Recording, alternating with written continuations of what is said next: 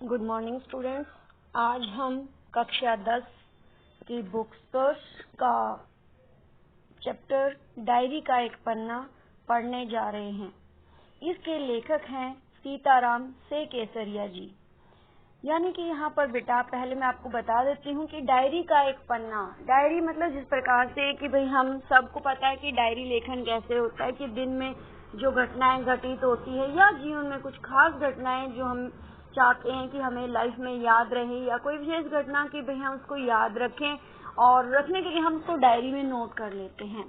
तो बेटा यहाँ पर ऐसा ही डायरी, यानी कि जो लेखक हैं सीताराम से केसरिया जी, उनकी डायरी में उन्होंने 26 जनवरी 1930 को जो घटना देश में घटित हुई थी उसको लिखा था।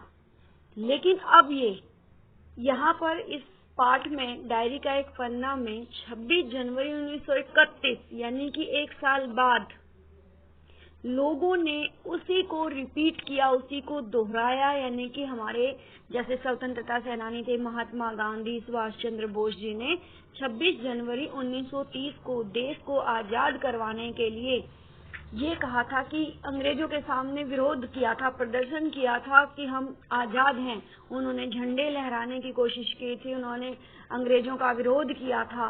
वो सारा लेखा जोखा सीताराम से केसरिया ने अपनी डायरी में लिखा था।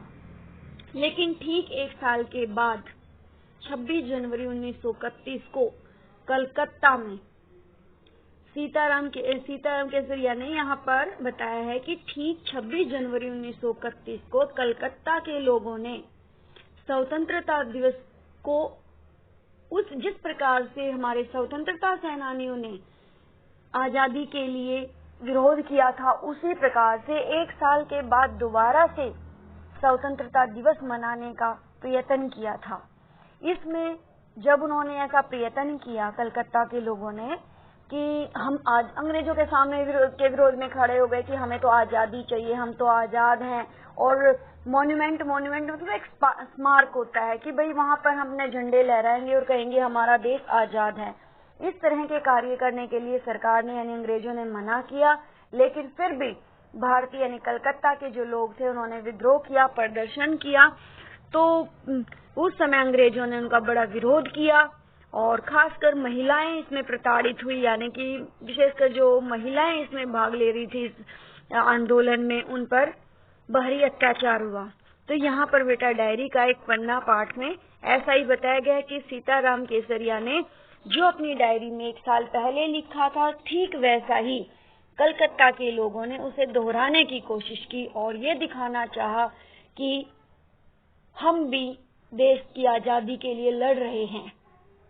और उन्होंने ये कहा कि जो लोग देश के ये कह रहे हैं कि हम आजादी, यानी कलकत्ता के लोग कह रहे हैं कि हम आजादी के लिए नहीं कोई प्रयत्न नहीं कर रहे हैं, वो भी देख लें कि हम आजादी के लिए क्या प्रयत्न कर रहे हैं। तो बेटा इसमें क्या है, 26 जनवरी आज का दिन तो अमर दिन है। आज के ही दिन सारे हिंदुस्तान में स्वतंत्रता दिवस मनाया गया था। यानी कि भारतीय स्वतंत्रता सेनानियों ने 26 जनवरी 1930 को मनाया था। बेटा ये यहाँ पर हम 31 की बात कर रहे हैं, लेकिन जो पहले इन्होंने अमर दिन माना है 26 जनवरी 1930 को माना है। लेकिन अब हम 26 जनवरी 1931 के बारे में बात कर रहे हैं कि जो लेखा जोखा सीताराम से केसरिया ने किया था, उसी के आधार पर ये दूसरा आंदोलन कर रहे हैं। इस वर्ष भी उसकी पुनरावृत्ति है। अभी आ गया ना यहाँ पुनरावृत्ति, मतलब यहाँ पर उसको दोहराया जा रहा है। जो 26 जनवरी 1930 को हुआ था वही सेम कलकत्ता के लोग 26 जनवरी 1931 को वही आंदोलन छेड़ रहे हैं, जिसके लिए काफी तैयारियां पहले से की गई थी। गत वर्ष अपना हिस्सा बहुत साधारण था। इस वर्ष जितना अपने दे सकते थे दिया था। केवल प्रचार में 2000 रुपया खर्च किया गया था, यानी सिर्फ 2000 रुपये इसमें खर्च आया था। सारे काम का भार अपने समझते थे और अपने ऊपर है, यानी कि सभी लोग अपने काम का भार समझते थे। और इसी तरह जो कार्यकर्ता थे उनके घर जा जाकर समझाया था, यानी कि हमें कैसे कैसे आंदोलन करना है वो सब समझाया गया था। बड़े बाजार के प्राय मकानों पर राष्ट्रीय झंडा फहरा रहा था और कई मकान तो ऐसे सजाए गए थे कि ऐसा मालूम होता था कि मानो स्वतंत्रता मिल गई हो। कलकत्ते के प्रत्येक भाग में झंडे लगाए गए, यानी कि आजादी के लिए जो 26 जनवरी 1930 में हुआ था, वही यहाँ पर करने की कोशिश की गई। जिस रास्ते से मनुष्य जाते थे उसी रास्ते में उत्साह और नवीनता मालूम होती थी, यानी कि नया, यानी कि वो लोग आंदोलन में ये दिखा रहे थे कि जो ये नहीं कि कोई ऐसा रास्ता पकड़ लिया कि जहाँ लोगों का आना जाना ही ना हो, नहीं, जहाँ भीड़ भाड़ का इलाका था वहां से उन्होंने आंदोलन निकाला ताकि सबके अंदर उत्साह की भावना जगे, आजादी प्राप्त करने का संघर्ष उत्पन्न हो। लोगों का कहना था कि ऐसी सजावट पहले नहीं हुई। पुलिस भी अपनी पूरी ताकत में से शहर में गश्त देकर प्रदर्शन कर रही थी, यानी कि उनको रोकने का कोशिश कर रही थी।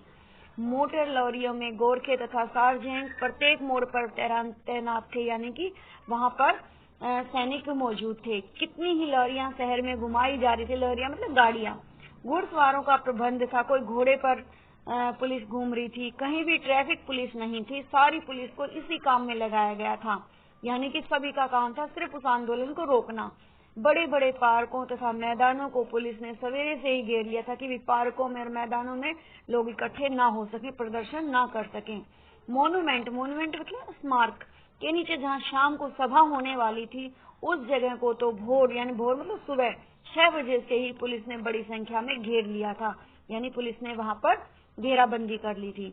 तब भी कई जगह तो भोर में ही झंडा फहराया गया, यानी कई जगह पर तो पहले सुबह सुबह झंडा फहरा ही दिया। श्रद्धानंद पार्क में बंगाल प्रांत विद्यार्थी संघ के मंत्री अविनाश बाबू ने झंडा गाड़ा, तो पुलिस ने उनको, यानी कि श्रद्धानंद पार्क में बंगाल प्रांत के विद्यार्थी संघ के मंत्री अविनाश बाबू ने झंडा गाड़ दिया। तो पुलिस ने उनको क्या कहा वो नेक्स्ट पेज में है, पढ़ेंगे बेटा। इसमें बेटा वही बताया गया है कि अविनाश बाबू ने जब झंडा गाड़ा उस श्रद्धानंद पार्क में, जब अविनाश बाबू ने झंडा गाड़ा तो पुलिस ने उसको पकड़ लिया और लोगों को मारा या हटा दिया, यानी कि वहां से लोगों को भी तीतर बीतर कर दिया। तारा सुंदरी पार्क में बड़ा बाजार कांग्रेस कमेटी के युद्ध मंत्री हरिश्चंद्र सिंह झंडा फहराने गए, पर वे भीतर न जा सके, यानी कि वहां पर बड़ा बाजार में भी जो कांग्रेस कमेटी के जो अध्यक्ष थे, युद्ध मंत्री थे, उन्होंने हरिश्चंद्र को झंडा फहराना था, वहां भी पुलिस का पहरा था, उनको अंदर ही नहीं जाने दिया। वहां पर काफी मारपीट हुई और 2-4 आदमियों के सिर फट गए। यानी कि बेटा यहाँ पर कलकत्ता के लोगों ने जगह जगह पर झंडा लहराने, स्वतंत्रता घोषित करने के लिए झंडे लहराना निश्चित किया था। तो उन्होंने जो जो जगह चुनी थी वहां पर पुलिस ने डेरा डाल लिया और वहां पर उनको कहीं घुसने नहीं दिया, कहीं जबरदस्ती लोग घुस गए, ऐसा हो रहा था। 2-4 आदमियों के सिर फट गए। गुजराती सेविका संघ की ओर से जुलूस निकला जिसमें बहुत सी लड़कियां थी और उनको गिरफ्तार कर लिया, यानी कि गुजराती लड़कियों ने भी इसमें जुलूस में भाग लिया और उनको गिरफ्तार कर लिया गया। 11 बजे मारवाड़ी बालिका विद्यालय यानी कि कॉलेज की लड़कियों ने अपने विद्यालय में झंडोत्सव मनाया, यानी झंडा फहराया। जानकी देवी मदालसा बेटा यहाँ पर एक लड़की है, आदि भी गई, ये वर्ड मीनिंग में दिया गया है। लड़कियों को उत्सव का क्या मतलब है समझाया गया कि हम ये उत्सव क्यों मना रहे हैं, हम अपने देश आजाद, कि हम अपने समाज को, ये सरकार को ये दिखा रहे कि हम आजाद हैं। एक बार मोटर में बैठकर सब तरफ घूम कर देखा, यानी घूमने का काम कौन कर रहा है, लेखक, जिन्होंने 26 जनवरी 1931 के प्रदर्शन को, आंदोलन को अपनी डायरी में लिखा था। तो बता रहे हैं कि हम घूम घूम कर मैंने जायजा लिया था कि कहाँ क्या हो रहा है। घूमकर देखा तो बहुत अच्छा मालूम हो रहा था, यानी हर जगह प्रदर्शन हो रहे थे, जगह जगह फोटो उतर रहे थे, यानी कि उनके फोटो भी उतार लिए गए। अपने भी फोटो का काफी प्रबंध किया था, यानी फोटो और भी उतार रहे थे, वो खुद भी उतार रहे थे। 2-3 बजे कई आदमियों को पकड़ लिया गया, जिसमें मुख्य पूर्णोदास और पुरुषोत्तम राय थे, यानी कि 3-4 बजे इन 2 लोगों को पकड़ लिया गया। सुभाष बाबू के जुलूस का भार पूर्णोदास पर था, यानी सुभाष बाबू जो जुलूस निकालते थे उसका पूरा भार पूर्णोदास पर था, पर यह प्रबंध कर चुका था। स्त्री समाज अपनी तैयारी में लगा था। जगह जगह से स्त्रियां अपना जुलूस निकालने की तथा ठीक स्थान पर पहुंचने की कोशिश कर रही थी। मोन्यूमेंट के पास जैसा प्रबंध भोर मतलब सुबह सवेरे जितना पुलिस पहरा ज्यादा सख्ती से पेश आ रही थी, वैसा करीब 1 बजे नहीं रहा, यानी पुलिस इधर उधर चली गई कि सोचो अब तो झंडा भारतीय नहीं फहराएंगे। इससे लोगों को आशा होने लगी कि पुलिस हट गई है तो हमारा वो विद्रोह नहीं करेगी, ऐसा उन्होंने सोच लिया, शायद पुलिस अपना रंग न दिखावे। पर वह कब रुकने वाली थी। 3 बजे से ही मैदान में हजारों आदमियों की भीड़ होने लगी और लोग टोलियां बना बनाकर मैदान में घूमने लगे। आज जो बात थी वह निराली थी, यानी कि सभी चारों तरफ आंदोलन था। जब से कानून भंग का काम शुरू हुआ है तब से आज तक इतनी बड़ी सभा मैंने मैदान में नहीं की थी और यह सभा तो कहना चाहिए कि आप ओपन लड़ाई थी, यानी कि खुला चैलेंज था सरकार के लिए, अंग्रेजों के लिए। पुलिस कमिश्नर का नोटिस निकल चुका था, यानी पुलिस कमिश्नर यानी अंग्रेजों ने नोटिस निकाल दिया था। अमुक धारा के तहत, मतलब धाराएं निश्चित कर दी थी कि ये धारा के अनुसार कोई सभा नहीं हो सकती। जो लोग काम करने वाले थे उन सबको इंस्पेक्टरों के द्वारा नोटिस और सूचना दे दी गई थी कि आप यदि सभा में भाग लेंगे तो दोषी समझे जाएंगे। इधर कौंसिल मतलब भारतीय लोगों की संसद परिषद, यानी भारतीय जो कौंसिल कौन थे, परिषद, जो भारतीयों की जो सभा समिति के लोग थे की तरफ से नोटिस निकल गया था कि मॉन्यूमेंट के नीचे ठीक 4:24 पर झंडा फहराया जाएगा। यानी कि यहाँ पर इस परिषद ने, यानी भारतीय परिषद ने अंग्रेजों के खिलाफ ये भी नोटिस निकाल दिया था कि मॉन्यूमेंट यानी स्मारक के ठीक नीचे ठीक 4:24 पर झंडा फहराया जाएगा तथा स्वतंत्रता की प्रतिज्ञा पड़ी जाएगी, यानी कि कहा जाएगा कि हम आजाद हैं। सर्वसाधारण की उपस्थिति होनी चाहिए। खुला चैलेंज देकर ऐसी सभा पहले नहीं की गई थी, यानी कि लोगों को वहां उपस्थित होना था कि वो देखना था कि सरकार को खुला चैलेंज इस परिषद ने दिया है तो क्या होता है। ठीक 4:10 पर सुभाष बाबू जुलूस लेकर गए। उनको चौरंगी पर ही रोका गया, यानी चौराहे पर ही रोक दिया गया, पर भीड़ की अधिकता यानी भीड़ ज्यादा होने के कारण पुलिस जुलूस को रोक नहीं सकी। मैदान के मोड़ पर पहुंचते ही पुलिस ने लाठियां चलानी शुरू कर दी। बहुत आदमी घायल हुए। सुभाष बाबू पर भी लाठियां पड़ी। सुभाष बाबू बहुत जोरों से वंदे मातरम बोल रहे थे। ज्योतिर्मय गांगुली ने सुभाष बाबू से कहा, आप इधर आ जाइए, पर सुभाष बाबू ने कहा आगे बढ़ना है, यानी कि हमें एक साइड नहीं होना है, हमें तो वहां पर झंडा लहराना है।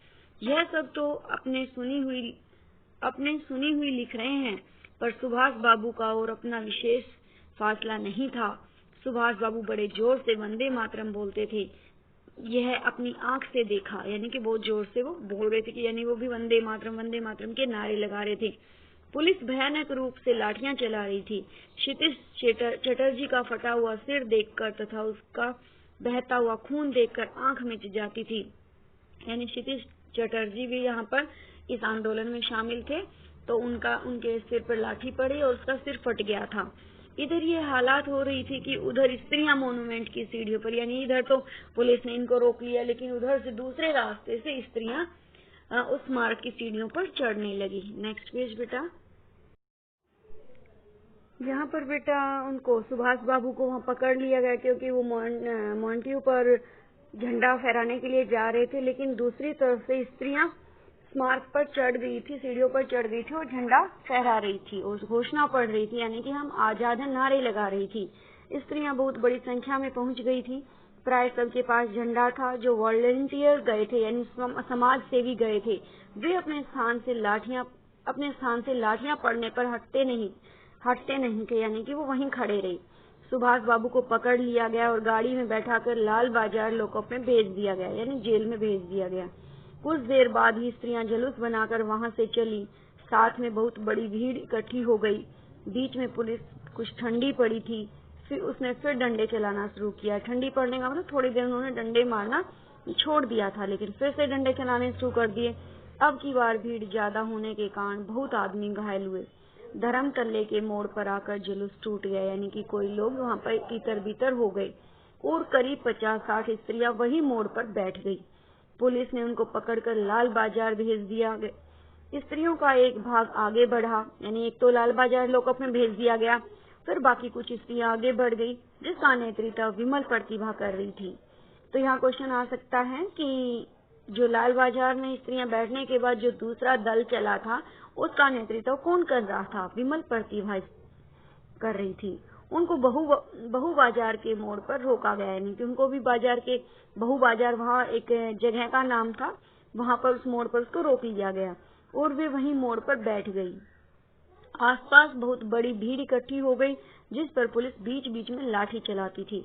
इस प्रकार करीब पौने घंटे के बाद पुलिस की लॉरी आई यानी गाड़ी आई और उसको लाल बाजार ले जाया गया। और भी कई आदमियों को पकड़ा गया। ब्रजलाल गोयनका जो कई दिनों से अपने साथ काम कर रहा था और दम जेल में भी अपने साथ था, ये सब लेखक कह रहे हैं, पकड़ा गया। पहले तो वह झंडा लेकर वंदे मातरम बोलता हुआ मॉन्यूमेंट की ओर और इतने जोर से दौड़ा कि अपने आप ही गिर पड़ा, यानी बहुत जोश के साथ दौड़ा लेकिन खुद ही गिर गया। और उसे एक अंग्रेज घुड़सवार ने लाठी मारकर फिर पकड़कर कुछ दूर ले जाने के बाद छोड़ दिया।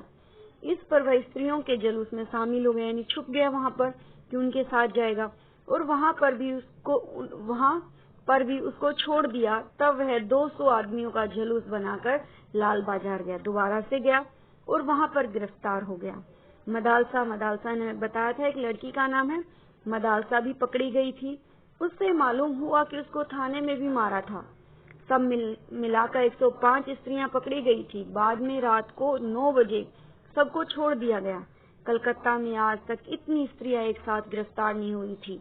करीब 8 बजे खादी भंडार आए तो कांग्रेस ऑफिस से फोन आया कि यहाँ बहुत आदमी चोट खाकर आए हैं और कई की हालत संगीन है, यानी बहुत गहरी चोटें उन्हें आई हैं।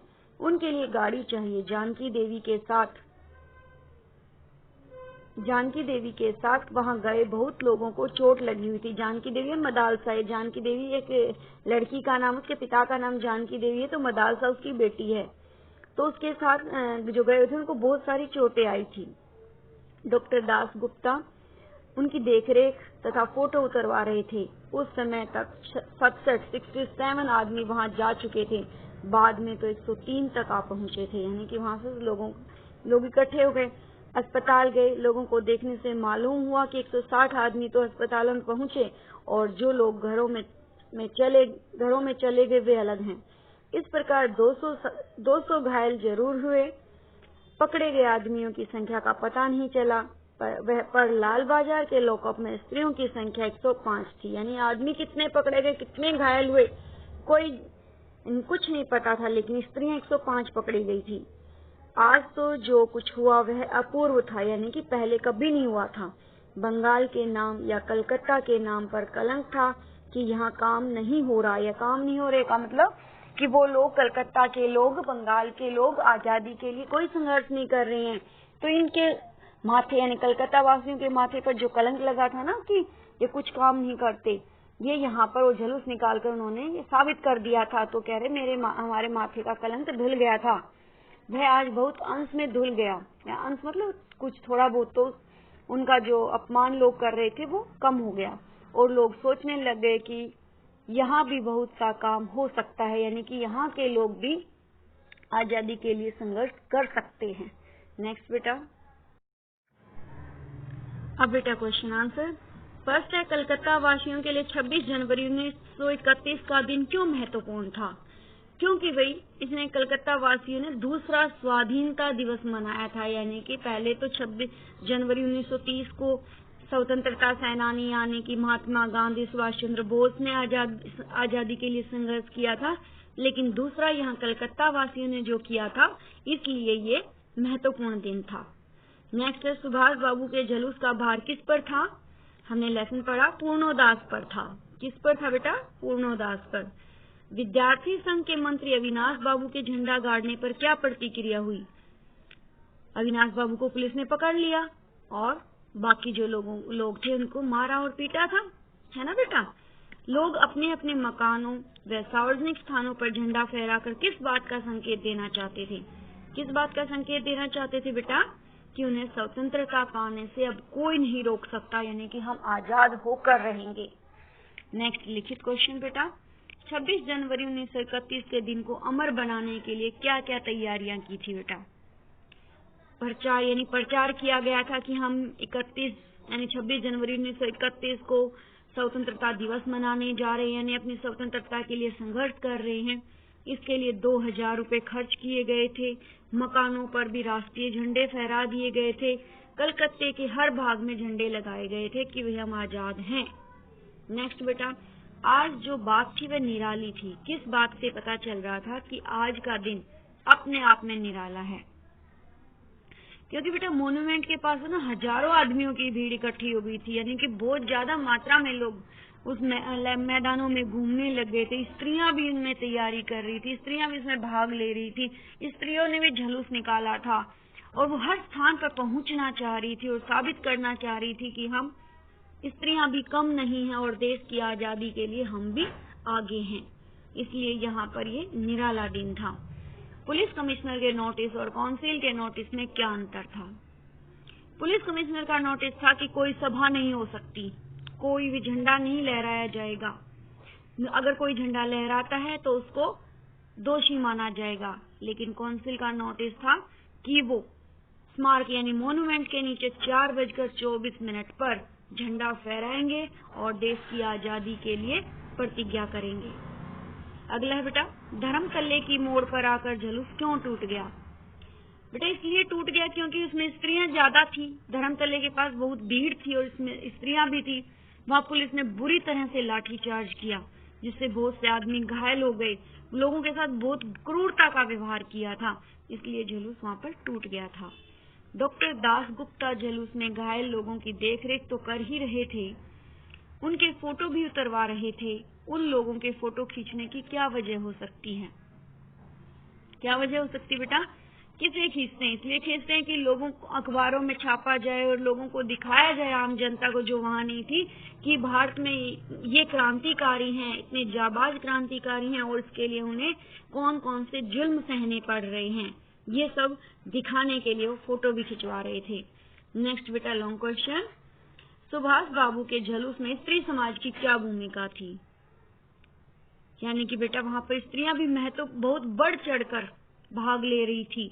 उन्होंने पुरुषों के साथ कंधे से कंधा मिलाया और एक तरह से उन्होंने वहां पर मॉन्यूमेंट पर जाकर के झंडा भी लहराया और वो जगह जगह पर यानी कि कहाँ पर चौराहे पर वो अपना दल लेकर के अपने लोगों का स्त्रियां अपना झुंड बना करके वहां पर बैठ गई थी और उन्होंने कई जगह झंडे भी लहराए।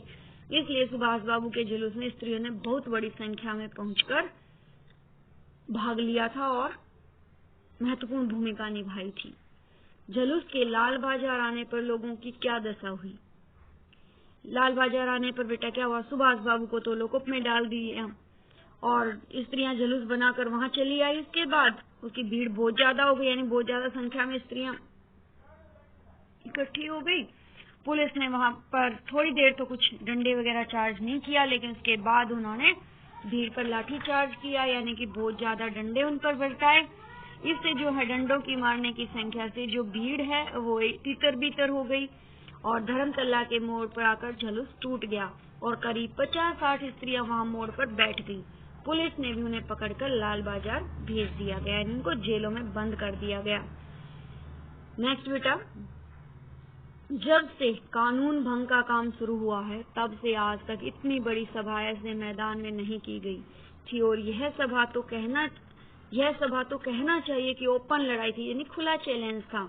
यहाँ पर कौन से और किसके द्वारा लागू किए गए कानून को भंग करने की बात कही गई है, यानी किसके कानून? अमेरिका यानी कि अंग्रेजों ने जो कानून बनाए थे उनको भंग करने की बात कही गई है। क्या कानून भंग करना उचित था? हाँ, करना उचित था, क्योंकि देश को आजादी चाहिए थी। पाठ के संदर्भ में अपने विचार प्रकट करने, बेटा आपको ही विचार प्रकट करने हैं, इस पर आपने खुद लिखना है कि पाठ को पढ़ने के बाद आपके मन में क्या विचार आते हैं। बहुत से लोग घायल हुए, बहुतों को लोकोप यानी जेलों में बंद कर दिया गया, बहुत सी स्त्रियां जेल गई। फिर भी इस दिन को अपूर्व बताया गया है। आपके विचार से यह सब अपूर्व क्यों है, अपने शब्दों में लिखिए, यानी कि आपको ये सब अपने पास से बताना बेटा कि इसको पढ़ने के बाद आपके दिमाग में क्या आता है, आप क्या सोचते हैं। ठीक है बेटा, मैं चाहती हूँ आप इस पाठ को ध्यान से पढ़ें। आशा है आपको समझ आ गया होगा। अगर नहीं समझ में आया तो बेटा 2-3 बार पढ़ना और मेरी ये जो वीडियो है ये सुनना, समझ आ जाएगा। ठीक है बेटा, इसके क्वेश्चन आंसर आप 2-2 करके याद करेंगे जो मैंने आपको होमवर्क दिया है। ठीक है बेटा, आशा है आपने कॉपी में इनको लिख लिया होगा, क्योंकि इसके क्वेश्चन आंसर मैं पहले भेज चुकी हूँ। ठीक है बेटा, धन्यवाद।